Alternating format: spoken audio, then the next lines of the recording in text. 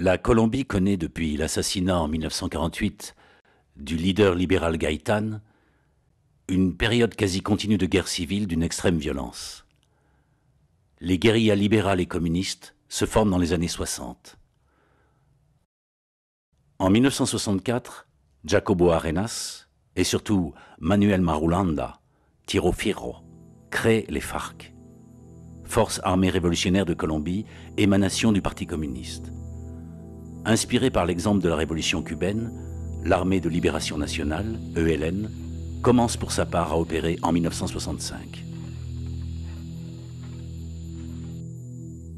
En réaction aux attaques de la guérilla, et pour protéger leurs intérêts, de grands propriétaires terriens et des trafiquants créent des milices privées à la fin des années 60, les paramilitaires.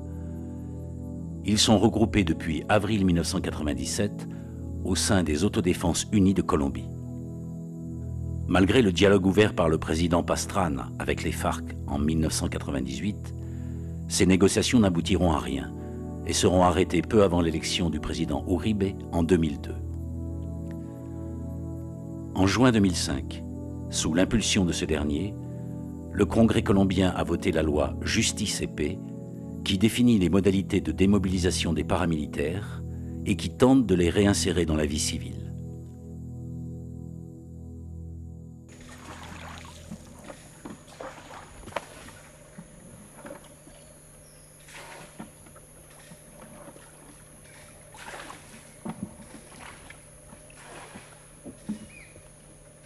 ¿Quieres tomar la foto de un cativo? Ese es cativo. ¿Es cativo? ¿No? ¿El lechero?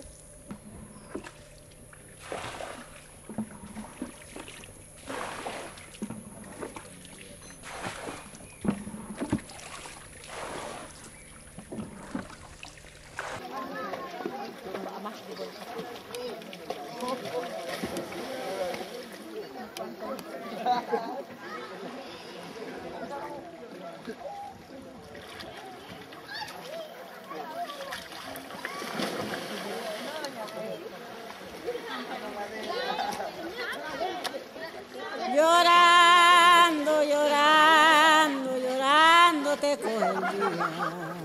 Llorando, llorando, llorando te coge el día. Muchachita de mi vida, prenda de mi corazón. Llorando, llorando, llorando te coge el día. Antes que amanezca. L'Uraba est peuplé de populations noires, métis et d'Indiens vivant dans une des zones les plus riches du monde en biodiversité et en ressources naturelles. L'Uraba est situé entre le Pacifique et la mer des Caraïbes, dans le département du Chocó, à la frontière avec le Panama. Il est traversé par le fleuve Atrato. On accède au village sur ses rives que par la voie fluviale après plusieurs heures de pirogue. C'est une zone d'une remarquable richesse environnementale, qui s'explique notamment par sa situation géographique, point d'échange faunistique entre l'Amérique centrale et l'Amérique du Sud, et par le climat qui y règne. C'est l'une des régions les plus arrosées et les plus chaudes du monde. Le parc naturel de Los Catillos, sur la rive du Rio Atrato, véritable vitrine de cette riche biodiversité de la région, a été déclaré patrimoine mondial par l'UNESCO.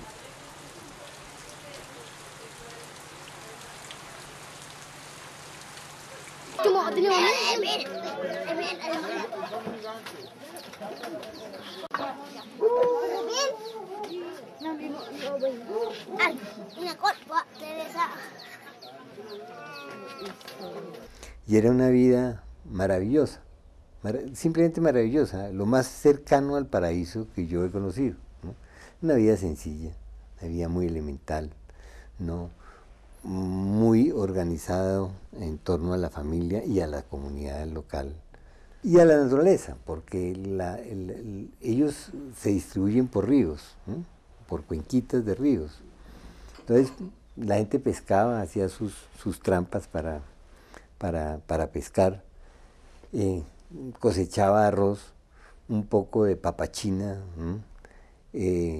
plátano, y ahí se terminaba de lo que vivían un poco también de la cacería en el monte, pero era muy elemental, una vida muy simple y realmente muy atractiva.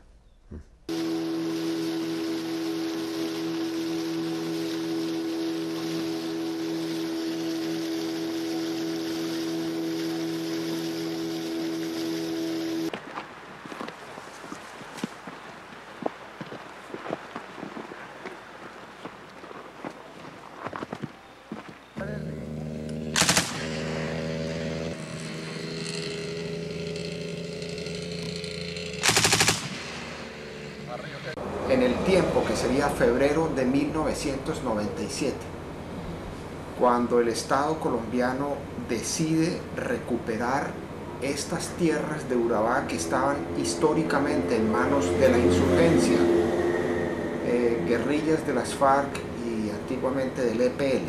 Entonces el Estado, a través de sus instituciones armadas, desata sobre la región lo que se conoció como Operación Génesis, un conjunto de operaciones militares combinadas, fluviales, marítimas y aéreas, que provocan 3 movimientos estratégicos sobre la región. El primero de ellos es repliegue de la guerrilla hacia el sur de la región y hacia el occidente y oriente de la región, de tal manera que la región, al menos durante las operaciones militares, queda despejada. El segundo gran movimiento estratégico que se produce es que inmediatamente ese espacio desocupado comienza a ser ocupado por las autodefensas campesinas de Córdoba y Urabá, que en una operación también conocida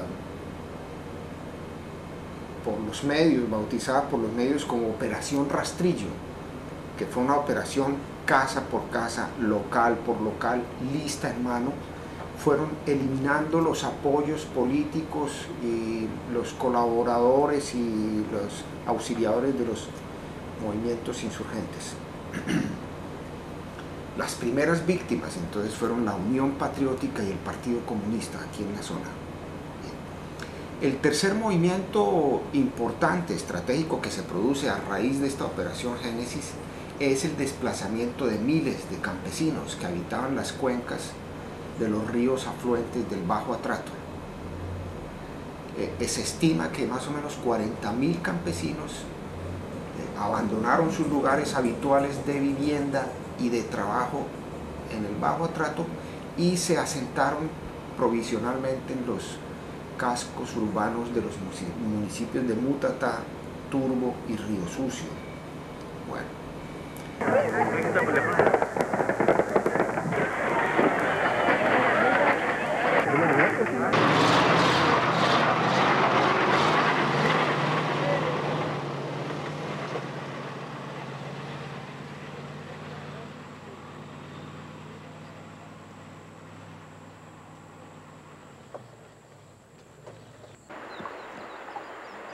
Para acompañar la yuca. A partir de 1997, digamos a partir de 1998 más bien, este proceso trata de revertirse. De un lado, las guerrillas de las FARC tratan de recuperar los territorios perdidos y comienzan a presionar fuertemente sobre la zona.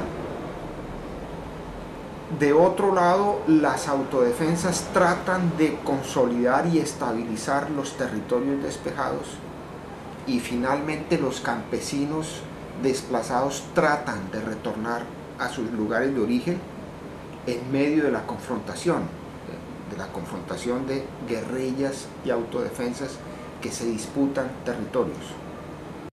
Ces retours se feront avec l'aide de l'Église locale et d'ONG colombiennes et étrangères. Une partie de la population créera les communautés de paix. Bueno, nosotros consideramos que el proceso de la comunidad de paz es algo muy importante en la región. A nivel histórico saben sin duda que las comunidades de paz se crearon a raíz del desplazamiento que se dio en el 97 en el Atrato, y toda la población salió en varias direcciones y el grueso de la gente salió hacia Pavarando. Gracias a la intervención de la diócesis de Apartado y la Pastoral Social, entonces empiezan a organizarse esas comunidades alrededor de unos principios de no violencia, principios de no involucramiento en el conflicto. Población campesina que dice: nosotros somos campesinos, esa guerra no es la nuestra, y lo que nos interesa es seguir viviendo en nuestro territorio según nuestros principios, diría, históricos, étnicos, ¿sí? Eso es un territorio ancestral y lo queremos recuperar. Y sabemos que si le jugamos a la guerra, si jugamos con la guerrilla o si jugamos con los paramilitares, entonces ya vamos a perder esa neutralidad, ¿sí? Y entonces eso nos pone en mucho más riesgo, porque obviamente si uno de los actores armados piensa que yo estoy colaborando con el otro, entonces me va a matar, me va a invadir, me va a hacer la vida imposible, me voy a tener que desplazar nuevamente.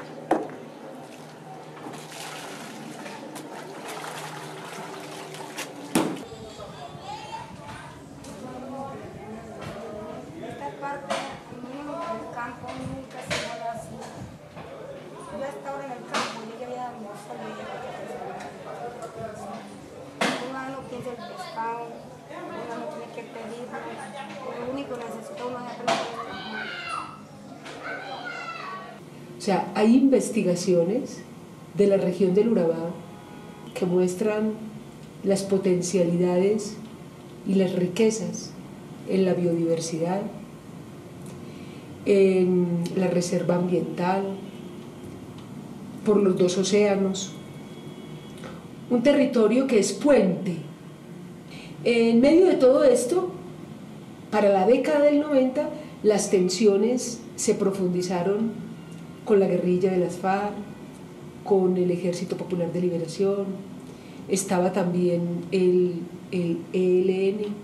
Yo creo que ni la guerrilla ni los grupos internos tenían tanta fuerza en la visión estratégica de la región, pero sí los empresarios, grupos externos a la región, y por lo tanto factores nuevos de poder vienen a entrar en contradicción con el manejo y el control del territorio.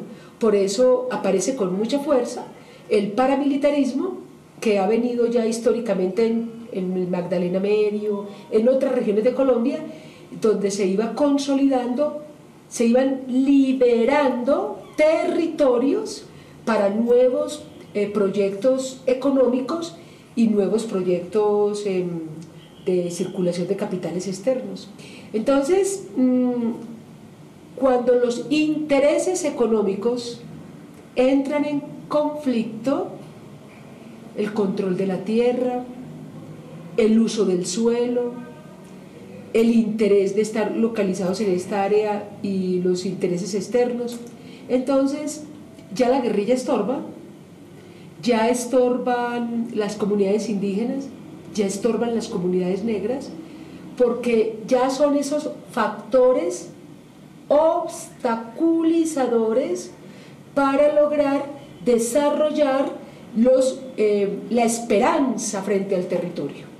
Volá, volá, volaba el pajarito. Volá, volá, volaba el pajarito. Ayer tarde, vida mía, yo vi en tu jardín un toche. Volá, volá, volaba el pajarito. Picando las florecitas antes que fuera de noche. Volá, volá, volaba el pajarito. Fuera tocho no lo fuera, yo vi volar el pajarito. Volá, volá, volaba el pajarito. Pajarito de día, En la casa de María, pajarito volando, en la casa de Leandro, pajarito en la olla, con tomate y cebolla, pajarito en la noche.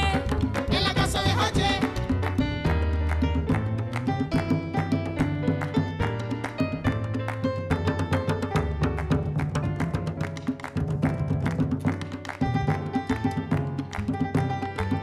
La dueña de este jardín se llama Doña María.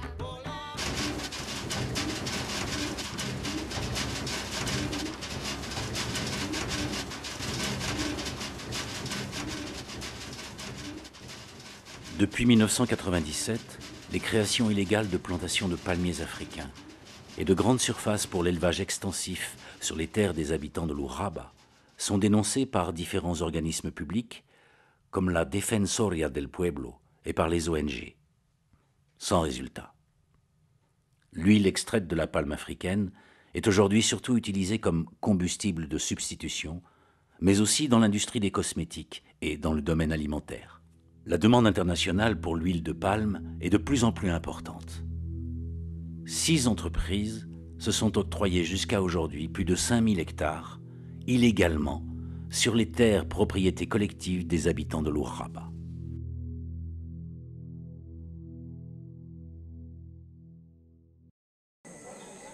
Se sembró en el 96, cuando las comunidades se desplazaron, se comenzaron a sembrar y a asesinar a la gente en todo este río Curvarao.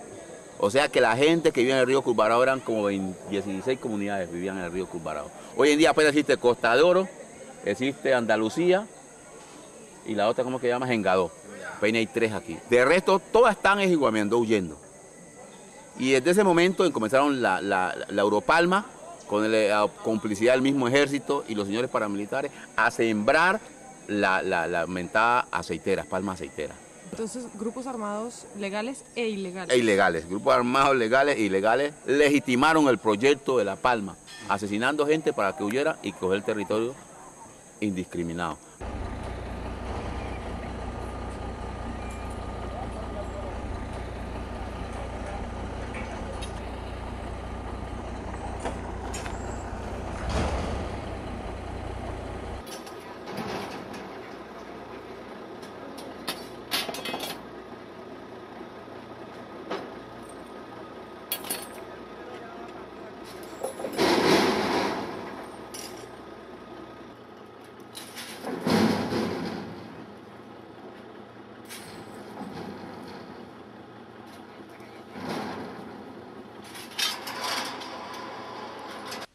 Nosotros, las comunidades campesinas que hemos venido luchando y trabajando, no estamos de acuerdo al proyecto de la palma.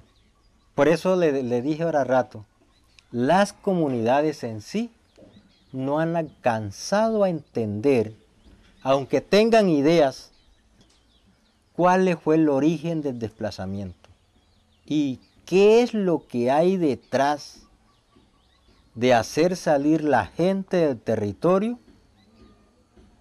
¿Para qué? Eso es un interrogante que la gente tiene por eso.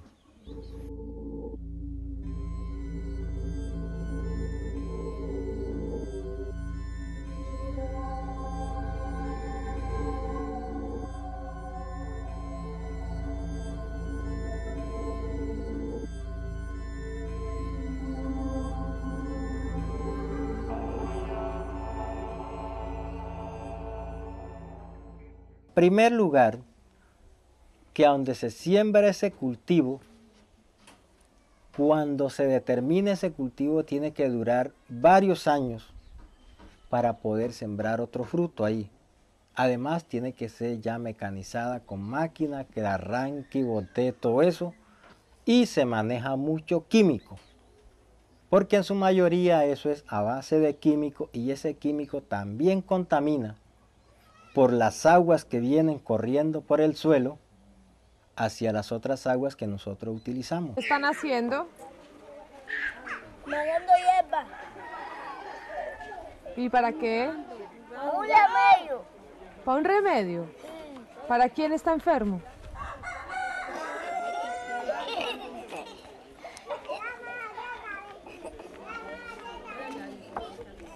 De ahí venga.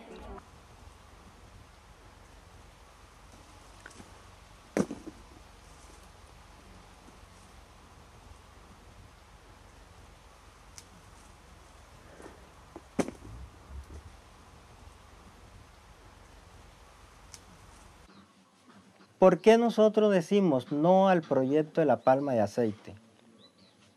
Porque es que nosotros sabemos que el proyecto de palma de aceite termina con la cultura nuestra, con el reconocimiento de campesinos. Y se lo aclaro en el sentido de que una empresa palmera, la persona deja de ser campesino porque la persona deja de tener su propia autonomía como persona, de levantarse a las 6 o 7 de la mañana, coger su herramienta irse a sembrar el arroz, a limpiar la mateyuca o a sembrar la matemay o a hacer lo que sea de su propia voluntad. En cambio, trabajando en la empresa de palma, se tiene que levantar a las 4 de la mañana y se va para el trabajo hasta las 3, 4 de la tarde, pero ha mandado de un patrón, ¿sí? Y al ser mandado de ese patrón va a trabajar el día, así tiene que ser trabajo todos los días y el día que falle no se lo pagan. No miramos el capital, no miramos la gran industria que puede dar eso. Nosotros miramos es el vivir de la gente en la tierra nuestra. El cómo vamos a subsistir con lo que tenemos. Eso es lo que nosotros miramos. Je voudrais dire un mot aussi de cette question des biocarburants. Ça nous a été présenté comme une extraordinaire solution qui allait relancer l'agriculture dans beaucoup de pays. Des pays comme la Colombie, ou comme la Malaisie, ou encore comme l'Indonésie, cultivent les palmiers à huile pour les carburants, mais c'est dramatique parce que ces surfaces-là, c'est pris sur la forêt. C'est toujours pris sur la forêt. Pourquoi on ne les prend pas sur de la mauvaise brousse secondaire? Tout simplement parce que les promoteurs de ces choses-là, ils savent très bien que les bons sols sont dans les forêts primaires.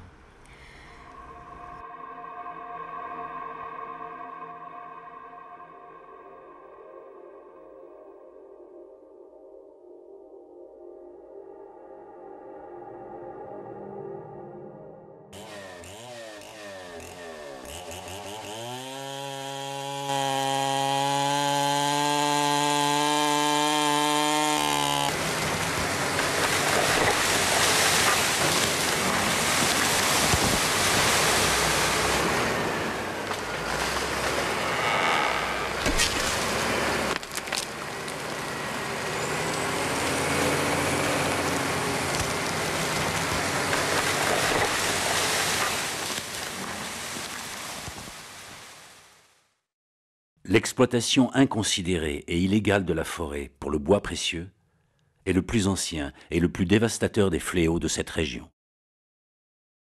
Se ha venido explotando la madera, tiene más de 60 años la explotación maderera. En primer lugar había una empresa maderera que llamaba Marisa, era de gringos.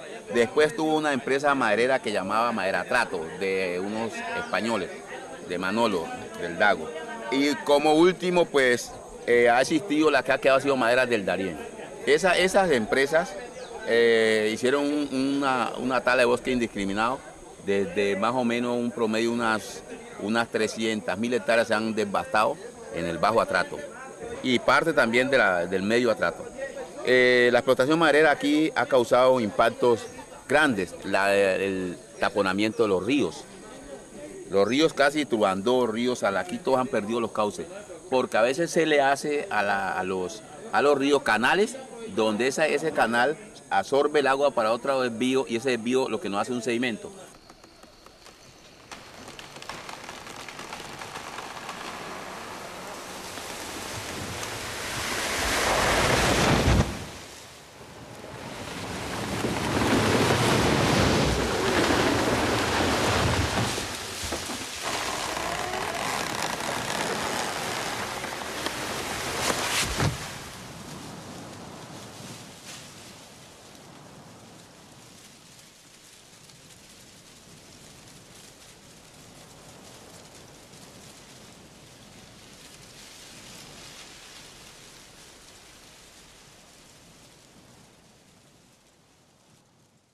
Esto lo explotaron así de esa manera.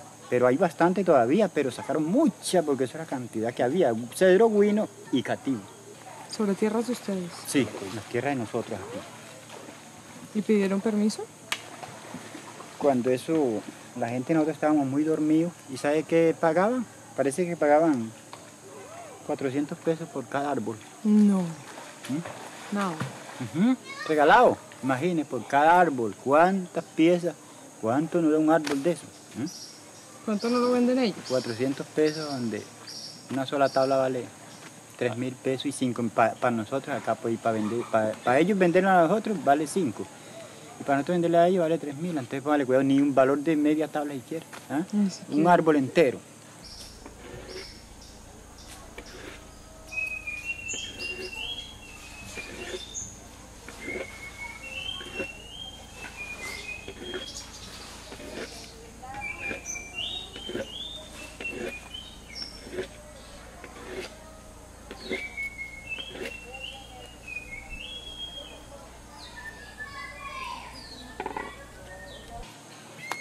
Y eso que me estaba diciendo en el bosque allá, de que ustedes explotan son los grandes.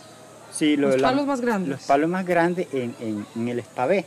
Y en toda madera, los más grandes dejar el futuro. Que van creciendo para que ellos también, ¿sí?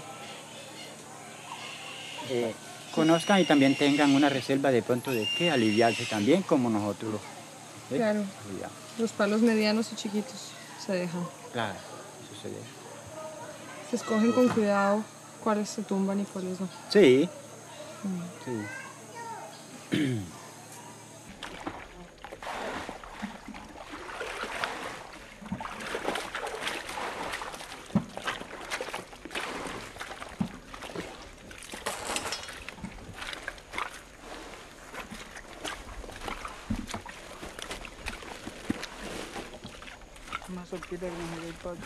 Ah, sí, esa.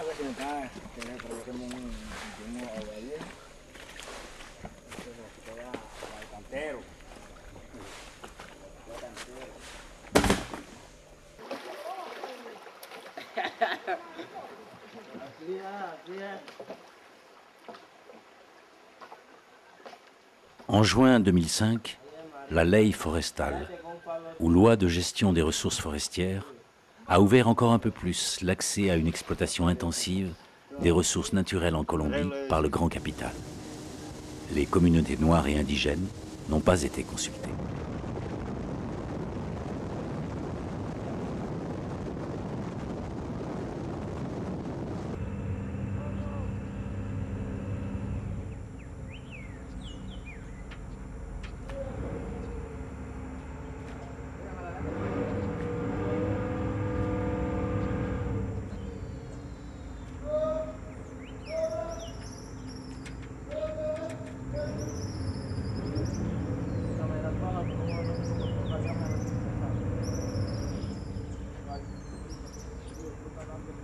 Je voudrais parler maintenant des dangers qui pèsent sur les forêts les plus humides qui sont situées de part et d'autre de l'équateur. C'est des forêts énormes, très hautes, très lourdes, très riches en biodiversité. On a découvert depuis quelques années que la diversité biologique, plantes et animaux, tout ça mélangé, se concentre dans ce qu'on appelle la canopée de ces forêts, c'est-à-dire la couche supérieure des arbres, qui est l'endroit le plus vivant de la surface de la Terre, réellement, y compris les fonds marins. C'est vraiment l'endroit le plus riche en formes vivantes. Quelque chose qui me désole particulièrement dans la destruction des forêts équatoriales pour l'exploitation des bois, c'est que ça ne laisse aucune chance d'exploiter les ressources de la canopée, et particulièrement les molécules actives qui sont là-haut, et particulièrement aussi les gènes qui sont là-haut. Je pense que ce que nous pourrions faire avec les molécules actives et les gènes qui sont là-haut, d'abord ça ne serait pas destructeur, parce que ce qu'on prend dans la canopée, ça se régénère très très vite, il n'y a pas de problème de destruction, et en outre ça nous permettrait d'en tirer des valeurs ajoutées incomparablement plus fortes que celles qu'on peut tirer des bois.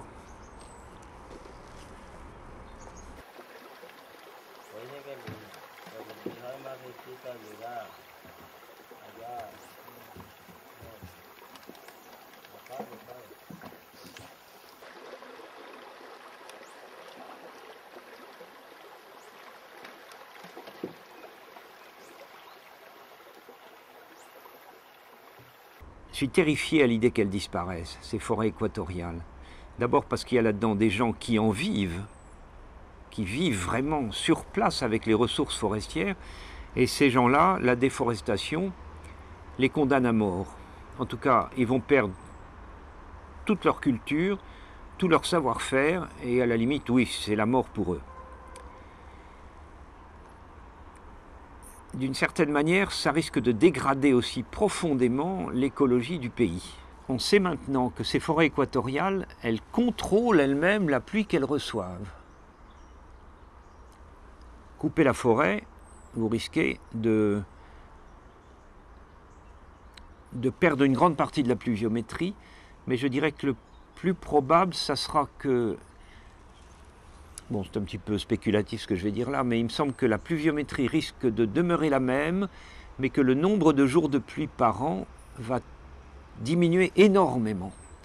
Donc vous aurez des pluies beaucoup plus fortes. Et sur un sol nu, puisque je me place dans l'hypothèse où la forêt a été détruite. Des pluies très fortes sur un sol nu, ça tout le monde sait entre les tropiques que c'est terminé en quelques jours. L'agriculture devient strictement impossible, parce que les sols sont fragiles.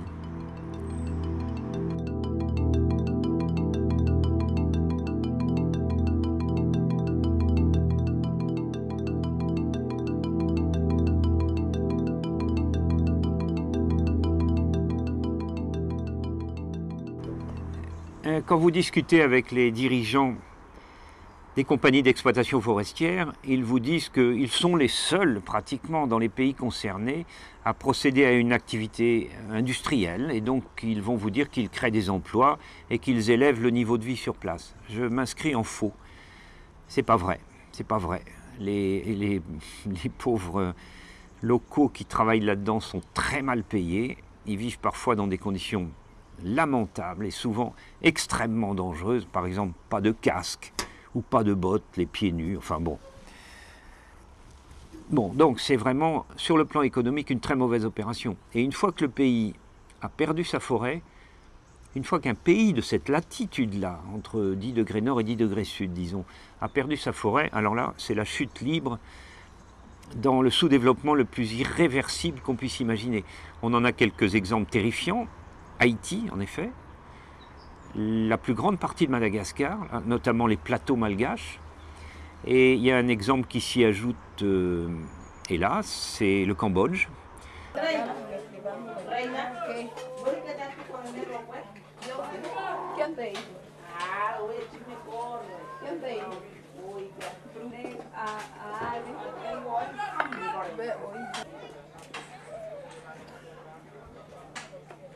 Hay un panel de salen en la televisión.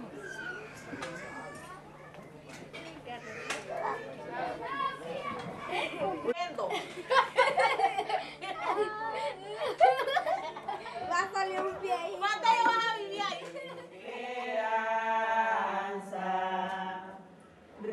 Refugio nos alcanza, de Dios nación. Perdón, Señor, implora mi alma arrepentida.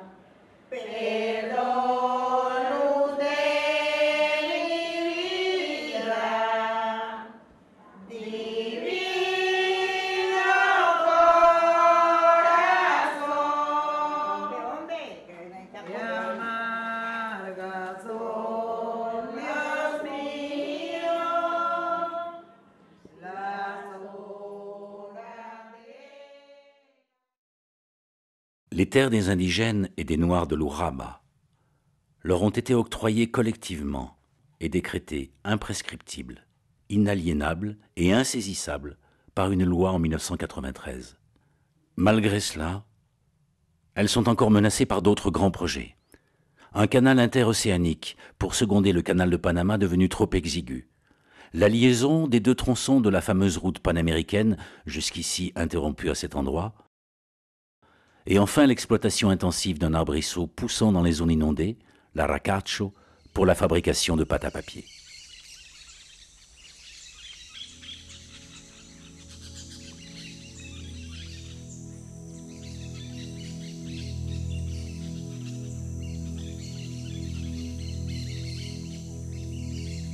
Ces menaces, la violence, l'instabilité, les incessants déplacements, la spoliation des terres et la vision du futur inquiètent énormément les habitants de l'Uraba. En 2003, une vague de suicides d'enfants indiens Mbera et Waunan a été attribuée à leur désespoir face à cette situation. Aujourd'hui, ils s'organisent et font appel au monde pour les aider à faire face à ces menaces. Du côté des communautés noires, Ascoba a été créé en octobre 2003. Les ethnies indigènes, elles, se sont rassemblées au sein de Camisba. Les deux associations se concertent pour défendre l'intégrité de leur territoire.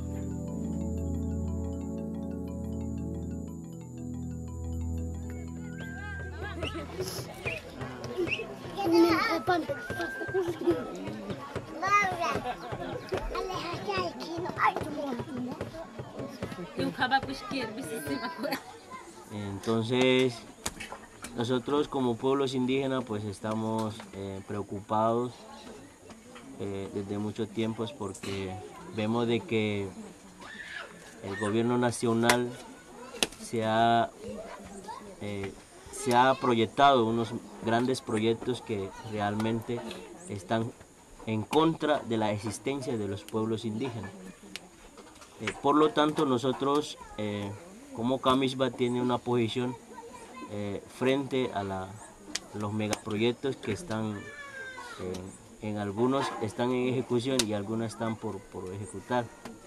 Por estas razones llamamos a la atención de nuestros hermanos indígenas de Colombia, de Panamá y del mundo entero para que estemos alerta y dispuestos a apoyar nuestra denuncia por la defensa de nuestros recursos naturales, territorio y la vida de nuestros pueblos indígenas. Nosotros como pueblo Waunan estamos en vía de extinción. Estamos a punto de desaparecer de este continente. Si nosotros no organizamos, nosotros estamos a punto de desaparecernos.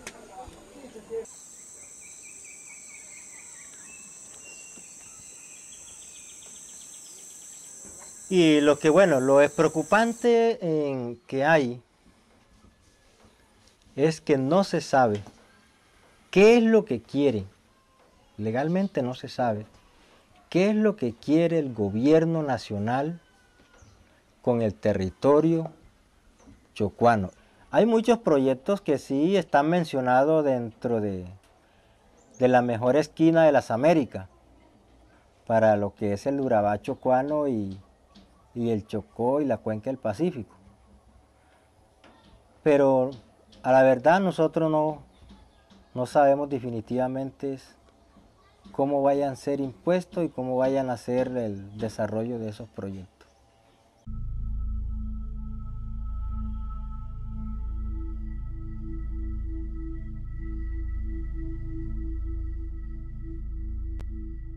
Hombre, yo soy un poco pesimista porque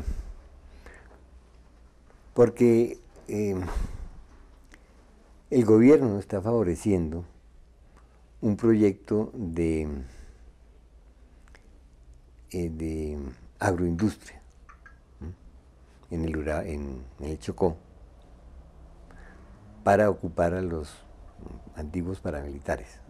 Es decir, La Palma es una estrategia, ¿no?, de legalización de los bajos rangos paramilitares.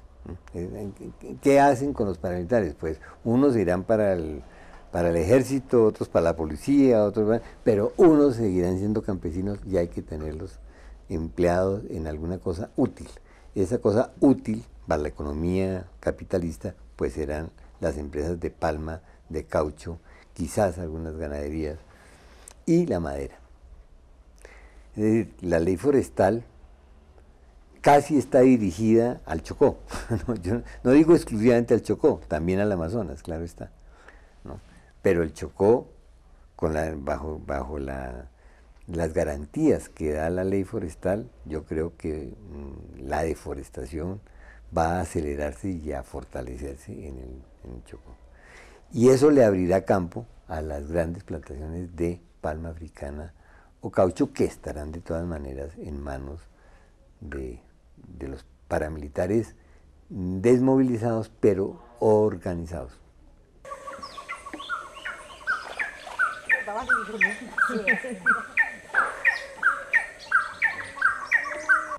Yo soy pesimista en el sentido en que este gobierno fortalecerá esa tendencia a la privatización en varios aspectos, a la explotación maderera, a la economía de gran empresa palmera, etc. Sin embargo, las comunidades se van a ver afectadas.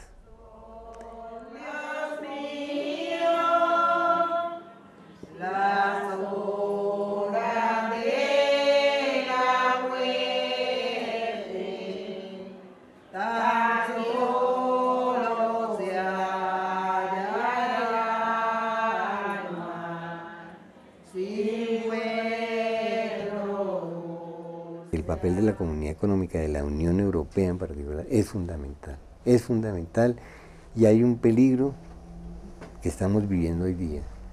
La mayoría de las agencias para el desarrollo europeos no están apoyando directamente a las ONGs, sino están dando su dinero y sus apoyos al gobierno para que el gobierno desarrolle programas locales. O sea, que el gobierno es el que está de alguna manera manejando esos recursos. Y esos recursos están orientados, ¿no es cierto?, con una estrategia de carácter geopolítico y militar, muy claro. Hoy día la mayoría de los dineros están dirigidos a ayudar programas de gobierno, como por ejemplo la reinserción. Y eso pues le quita a las comunidades las posibilidades de oponerse a los proyectos estatales, ¿no?, dirigidos por la estrategia de la seguridad democrática, de la guerra y más aún de los Estados Unidos. La Unión Europea no ha visto bien eso. A mí me parece que eso es vital que lo comiencen a ver.